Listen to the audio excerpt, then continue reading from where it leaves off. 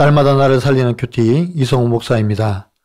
오늘 큐티 본문은 사사기 10장 1절에서 18절까지입니다.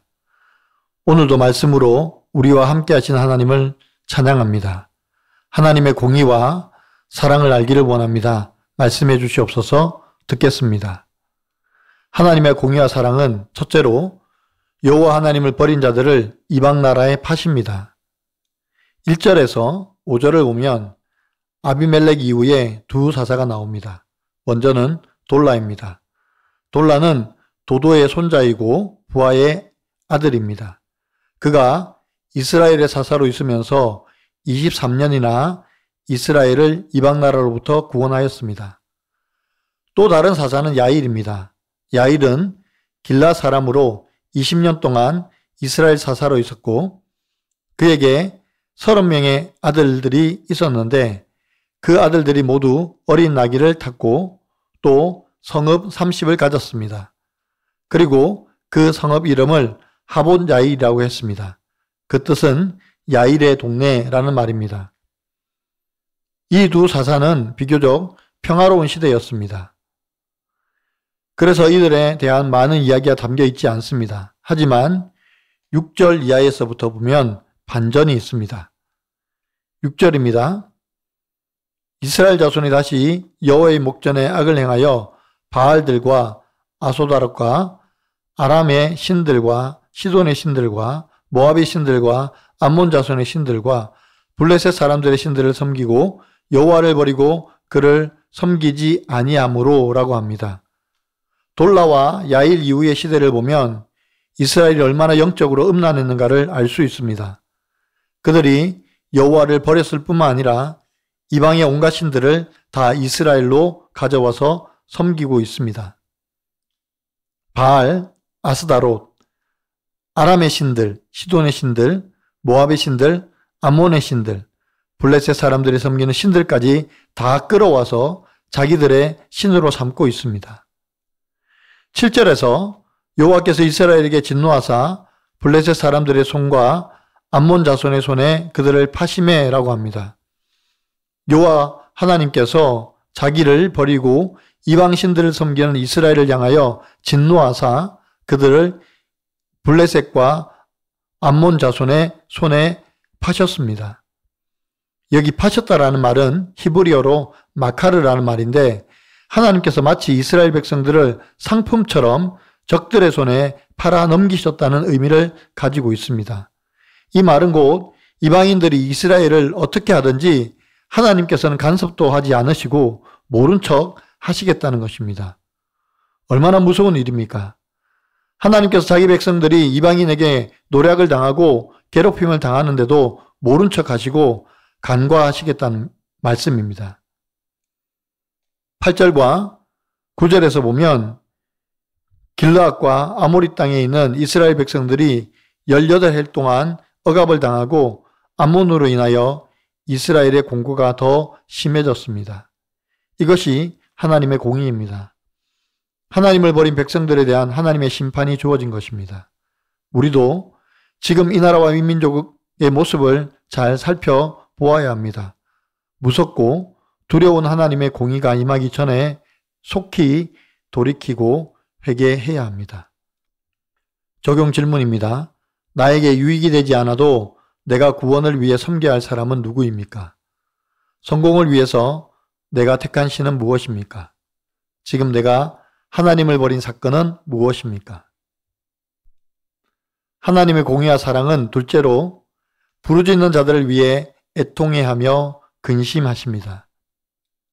10절에서 이스라엘이 그들의 공고함으로 인하여 하나님께 부르짖습니다.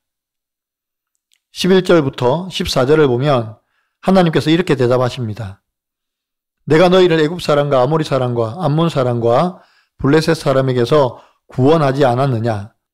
또 시돈 사람과 아말렉 사람과 마온 사람이 너희를 압제할 때 너희를 구원하지 않았느냐? 이제 너희가 나를 버리고 그들의 신들에게로 갔으니 오늘날 너희가 택한 신들에게 부르짖어 너희를 구원하라 라고 말씀하십니다. 이스라엘의 반복되는 죄악 가운데도 하나님은 그들을 구원해 주셨습니다. 그런데 이제는 자기를 버리고 온갖 이방신들을 섬기는 이스라엘에 대해서 하나님께서 완전히 실망하셨습니다. 그래서 이들에게 오늘날 너희가 택한 신들에게 부르짖어 너희를 구원하라 라고 말씀하시는 것입니다. 15절에서 보면 이제 이스라엘의 태도가 완전히 달라졌습니다. 이스라엘이 자기를 인정하고 모든 것을 하나님의 손에 맡기겠다고 합니다. 하나님의 심판도 이방인의 손에 의해서가 아니라 하나님의 손에 심판을 받겠다고 말합니다. 그래서 겸손히 우리를 건져달라고 간구합니다. 그리고 16절에서 하나님께서 근심하신다고 말합니다.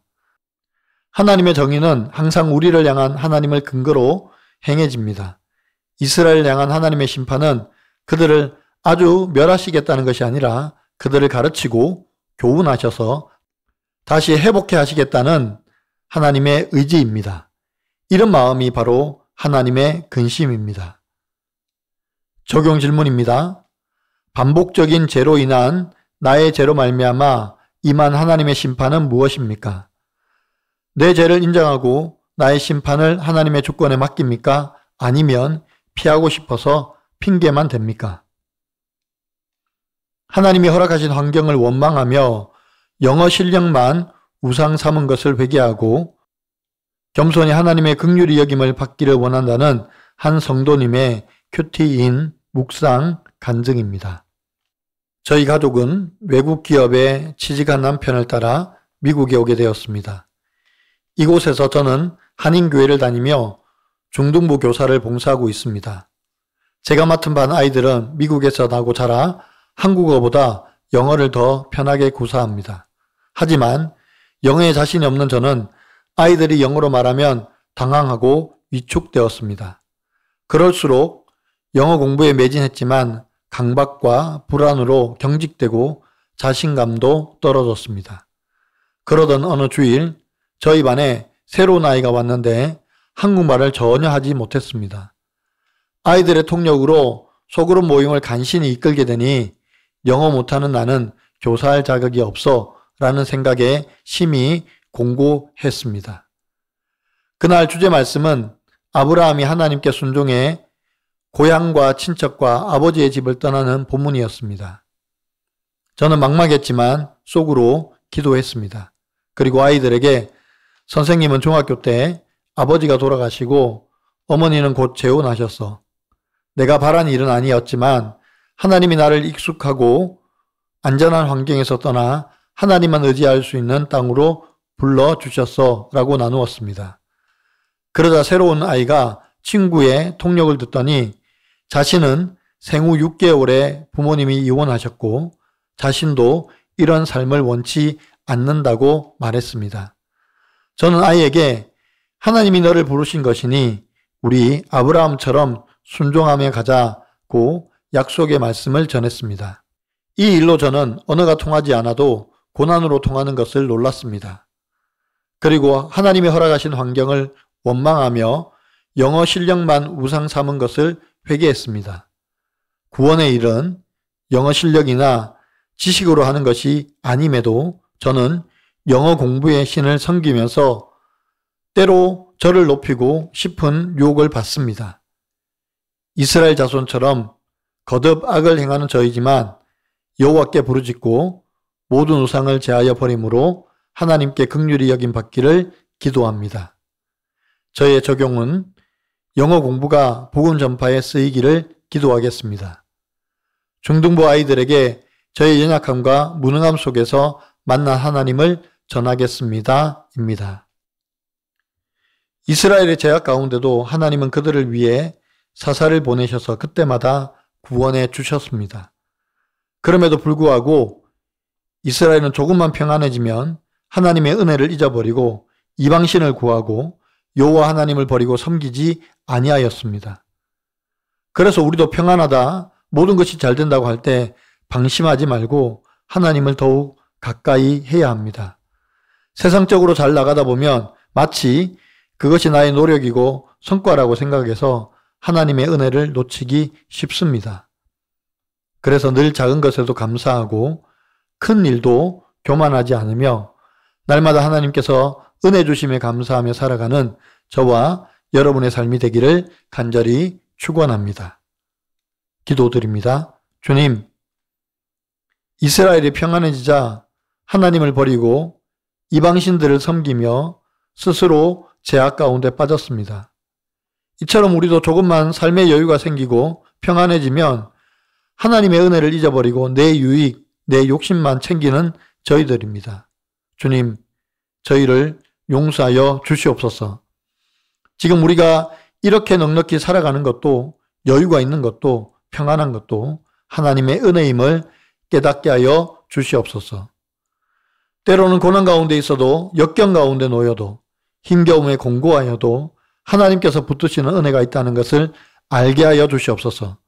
그래서 날마다 임마누엘의 하나님을 기억하며 온전히 주님만 따르고 섬기는 저희가 되게 하여 주옵소서. 하나님을 버리고 온갖 이방신을 섬기다가 이방 나라로부터 공고함을 당한 후에 회개했던 이스라엘처럼 어리석음에 빠지지 않게 하시고 오직 주만 의지하고 믿고 따르는 저희가 되게 하여 주시옵소서. 주님만 사랑하기를 원합니다. 예수 그리스도의 이름으로 간절히 기도드리옵나이다. 아멘.